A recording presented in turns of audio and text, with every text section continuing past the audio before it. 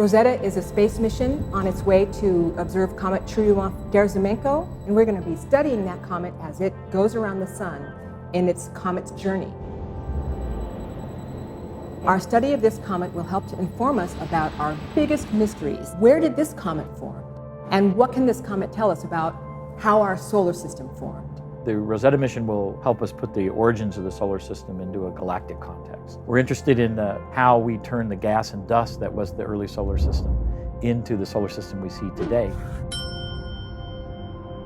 In particular, we're interested in how the planets acquire their compositions. How do we make rocky planets? How do we make gas giant planets, icy planets? And then we're also interested in the distribution of these planets, which ones were migrating when during the construction of the solar system. Comets are a key to understanding that kind of activity. How did it all begin? We start with this ginormous molecular cloud. The molecules that form our solar system can begin to condense together with a sun, a proto-sun at the center, and protoplanets scattered throughout this dusty and completely filled disk.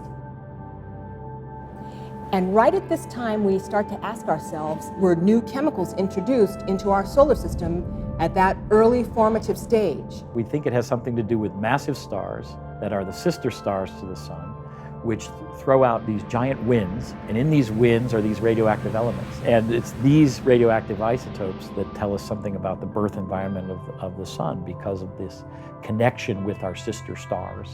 We think that something happened to cause a whole bunch of debris to come rapidly forward from the outer solar system into the inner solar system. And did that bring water to the inner solar system? Could that have brought part of the composition of our oceans today on Earth?